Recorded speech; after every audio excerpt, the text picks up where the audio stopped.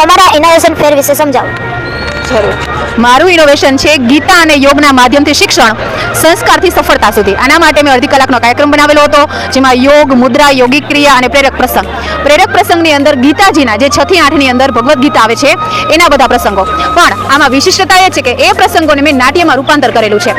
ગીતાજીમાં આ રીતનો પાઠ આવે છે, જ્યારે એ પાઠને મેં આ રીતે નાટક સ્વરૂપે તૈયાર કરેલું છે અને એને અલગ અલગ પાત્ર આપ્યા છે, જેથી કરીને બાળકો છે એ નાટક ભજવી શકે છે. ગીતાજીની અંદર આવતા તમામ પાઠ, અંતિમ દીક્ષા, સંતુલિત જીવન, આને કહેવાય વિદ્યાર્થી, એ બધા પાઠ છે એને નાટ્ય સ્વરૂપે રજૂ કર્યા છે. અને એના માટે સૌ પહેલાં મેં સ્મૃતિ કસોટી લીધી હતી. સ્મૃતિ કસોટી અંદર 20 શબ્દ લખવાના અને પછી ભૂસી નાખવાના. બાળકોને જેટલા યાદ રહે એટલા એને લખવાના. અને આ પૂર્વ કસોટી અને ઉત્તર કસોટી, એમાં મને આ પ્રમાણેનું ખૂબ સારું પરિણામ મળ્યું. જે આ બ્લુ જે આલેખ છે તે પૂર્વ કસોટીના છે અને ગોલ્ડન છે તે ઉત્તર કસોટીના છે.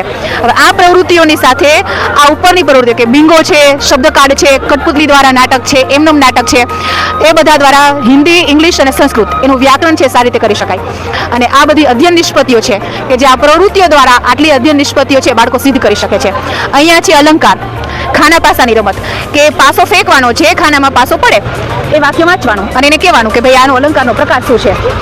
હવે અહીંયા છે સાપસીડી. 6 થી 8ની 40 મુહાવરા છે ટોટલ. 40 મુહાવરામાંથી સાપસીડી રમવાની, અને જ્યાં 30 ઉપર પહોંચ્યા તો અહીંયા 30મા ક્રમ ઉપર કયો મુહાવરો છે એ જોવાનો અને બાળક વાંચે. આ રીતે સંખ્યા છે, WHના ક્વેશ્ચન છે, ડિગ્રી છે, એ રીતે આપણે બાળકોને રમત સાથે જ્ઞાન આપી શકીએ. એટલે યોગ દ્વારા શિક્ષણ અને એ સંસ્કારથી સફળતા સુધી આપણે આગળ વધી શકીએ. ધન્યવાદ. બેકગ્રાઉન્ડ બદલાવી શકીએ. આ હિન્દીની અંદર આવે છે નન્હી બતક, તો એના બેકગ્રાઉન્ડમાં કોઈ કુદરતી દ્રશ્યના બેકગ્રાઉન્ડમાં આ ચિત્ર આપણે લઈ શકીએ છીએ. ત્યારબાદ કોઈ રાજાનું બનાવવું હોય, ચંદ્રગુપ્ત અને ચાણક્ય છે, તેનાલી રામન છે, તો એના બેકગ્રાઉન્ડમાં આપણે આ ચિત્ર રાખી શકીએ.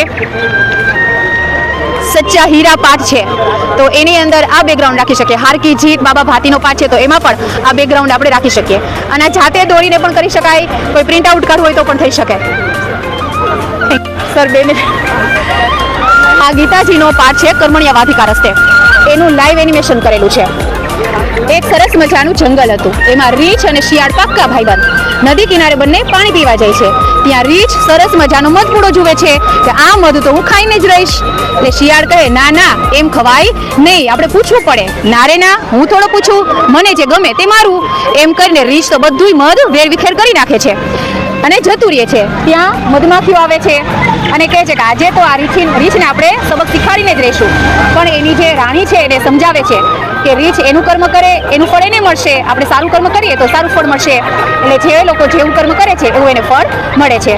તો આ રીતનો આખો પાઠ છે આપણે દર્શાવી શકાય. પછી આ 6 થી 8ની અંદર આવતા તમામ પાઠ છે એને લાઈવ એનિમેશન દ્વારા રજૂ કરી શકાય.